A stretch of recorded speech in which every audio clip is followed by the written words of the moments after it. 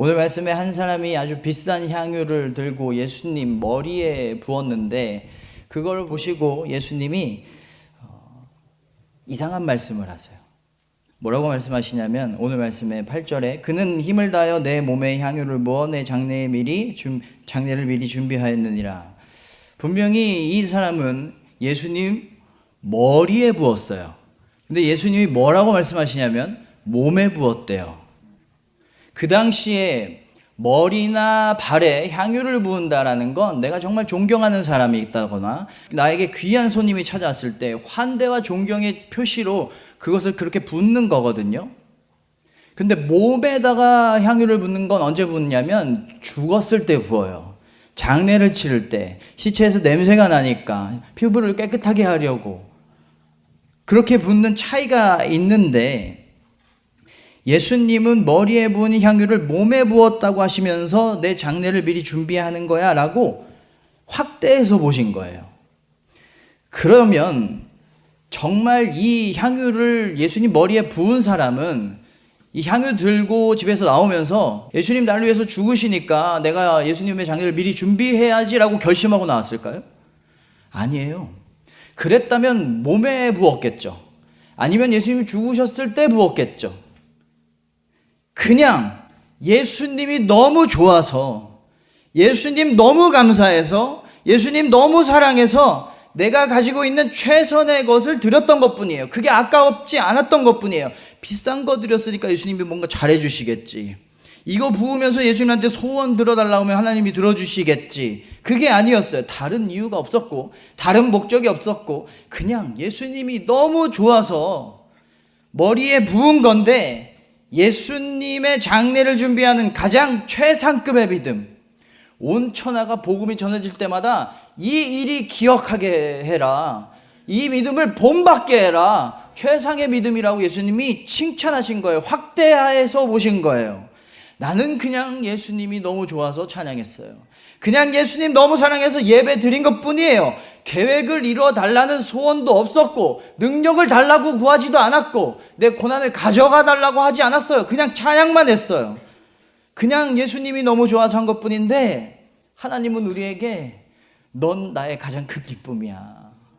너는 내가 원하는 모든 걸 나에게 다 준 거야. 내가 완전한 계획을 다 이뤄줄게. 고난을 다 가져가 줄게. 내 모든 걸 다 줄게. 너를 통해서 내가 전해지게 할게.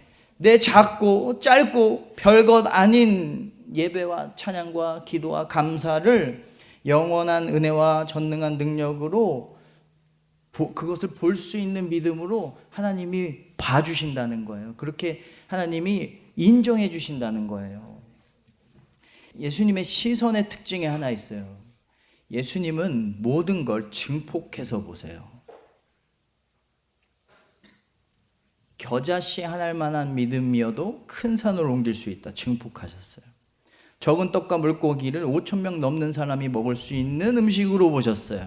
작은 자 10,000명에게 10,000,000명에게 해야 나에게 한 거야 라고 하지 않고, 작은 자 하나에게 한 게 곧 우주를 만든 가장 큰 나에게 한 거랑 똑같은 거야. 이렇게 작고 별 볼 일 없는 나를 하나님의 자녀라고 바라보고 계세요.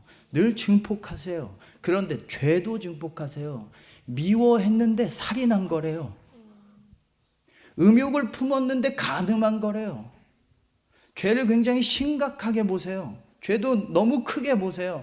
이 죄가 얼마나 심각한지를 하나님이 너무나 잘 알고 계셔서 우리를 위해서 죽기까지 하신 거예요. 죄도 증폭하신 거예요. 죄 때문에, 그 죄 하나 때문에 우리가 멸망할 수밖에 없다라는 것을 아시기 때문에 제대로 보신 거예요. 그 증폭의 시선은 정확한 시선입니다.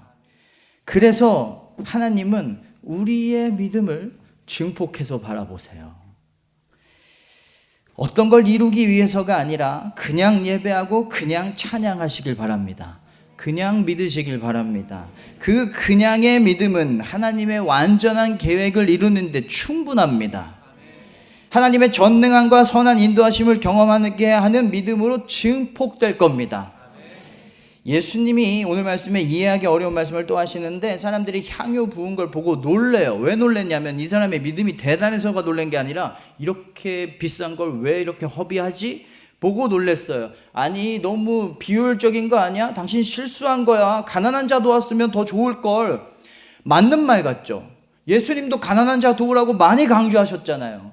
이 얘기를 듣고 예수님이 그만해라. 이 사람은 너무 좋은 일을 한 거야. 가난한 사람은 너희와 늘 함께 있겠지만 나는 늘 함께 있지 않아.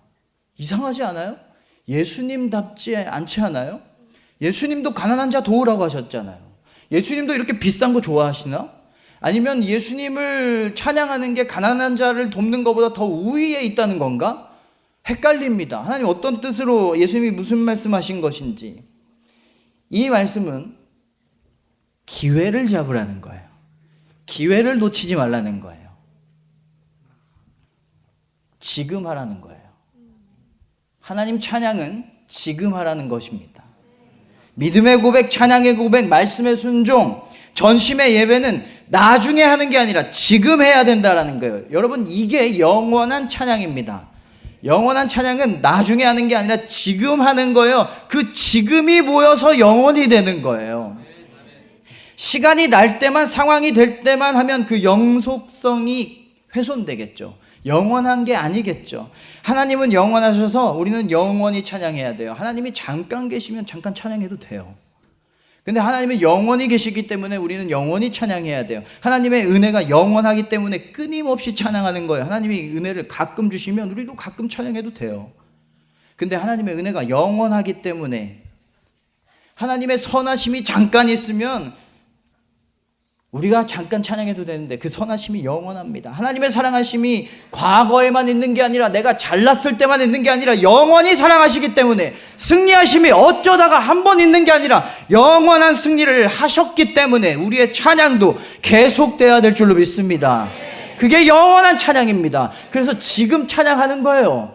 승리와 은혜와 사랑이 지금도 끊이지 않고 영원히 우리에게 흘러오기 때문에, 영원한 사랑이란 계속 사랑한다는 거예요. 한순간도 빠짐없이 모든 때가 사랑받는 상태라는 거예요. 그래서 우리는 어떤 상황에도 어떤 모습에도 이미 사랑을 받고 있는 중이에요. 영원한 사랑이니까. 영원한 승리는 계속 승리한다는 겁니다. 계속 승리한 상태예요. 그래서 우리는 이미 승리한 상태예요. 지금 고난에 진 것 같고, 죄에 진 것 같고, 상황에 진 것 같은데, 영원한 승리, 계속된 승리, 끝나지 않는 승리를 이루신 하나님이 나를 주관하고 계시기 때문에 이미 승리한 것과 다름이 없습니다. 지금 그 승리를 누리고 그 승리케 하신 하나님을 찬양하면 되는 거예요. 제가 올해 초부터 헬스장에 다녔거든요. 운동을 하는데 20년 만에 처음으로 런닝머신에서 뛰는 것이라는 행위를 해봤어요. 20년 만에 처음. 근데 여러분, 40대가 되고 20년 만에 뛰면 몸이 어떻게 될지 몰라서 겁이 나더라고요. 5분만 뛰어도 힘들 것 같은 거예요. 관절에 무리가 가고 근육이 다치면 어떡하지? 그 5분만 뛰기로 했어요. 런닝머신에 올랐습니다. 제가 체력이 너무 좋아. 10분이나 뛰었어요. 2배를 뛰었어요. 왜 10분이나 뛰었을까요? 되게 가소롭다는 눈빛이 좀 보이는데 저는 진짜 죽을 뻔했어요. 왜 제가 10분을 뛰었냐면, 그 전에 제가 집에서 실내 자전거로 30분씩 매일 자전거를 탔고 PT 받으면서 근육들이 조금 이제 잘 이게 준비가 된 상태였던 거예요. 이미 저는 10분을 뛸 수 있는 사람이었어요. 근데 5분밖에 못 뛴다고 생각하니까 겁이 난 거예요. 두려워한 거예요. 그냥 뛰면 됐던 건데.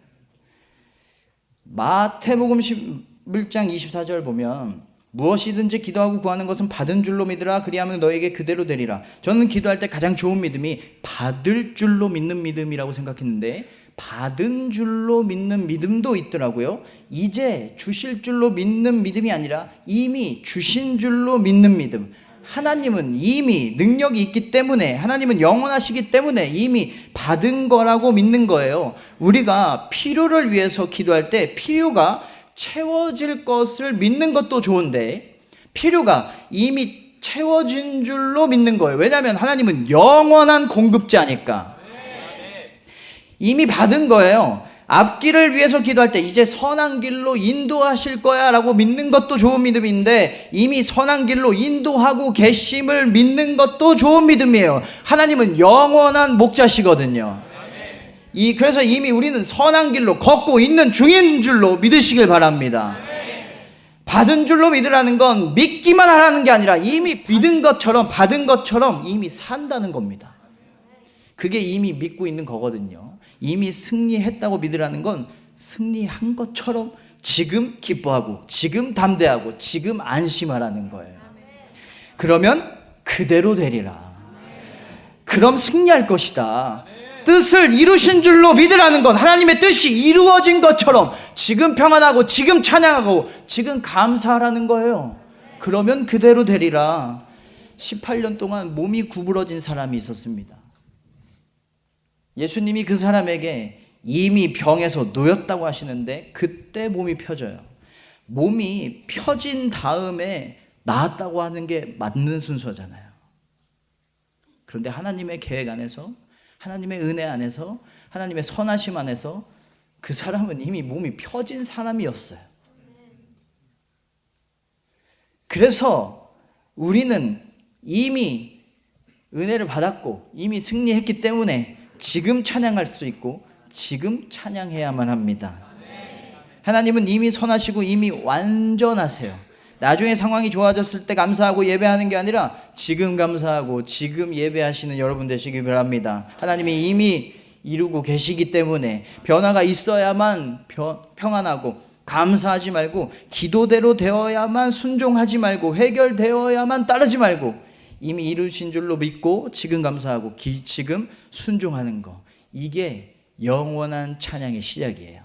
성경에는 영원이라는 말과 영생이라는 말이 많이 나오죠. 많이 들어보셨죠? 우리가 하나님을 높이는 최대치의 표현이 뭐냐면 영원이에요. 하나님은 사랑과 자비와 능력이 영원하다라고 우리가 고백하잖아요. 그런데 하나님이 날 사랑하시는 가장 최대치의 표현이 뭐냐면 영생이에요. 영생은 우리가 하나님 믿고 구원받아서 얻게 되는 하나님 나라의 삶이라고 어떤 교리적으로, 구조적으로 알고 있지만, 우리가 영생을 하게 되는 이유를 잘 들여다보면 하나님의 사랑 때문에 그렇습니다. 하나님은 우리와 늘 함께 하고 싶으시거든요. 그런데 하나님은 영원히 사시거든요. 그래서 우리가 하나님과 함께 살아가려면 하나님이 우리를 영원히 살게 해주실 수밖에 없어요. 우리가 너무 좋으셔서, 나와 떨어지기 싫으셔서 그 주시는 선물이 영생이라는 거예요. 영원히 사랑하셔서 영원한 생명을 주신 영원한 하나님께 영원히 찬양하는 우리가 되기를 소망합니다. 영원한 찬양을 하는 방법.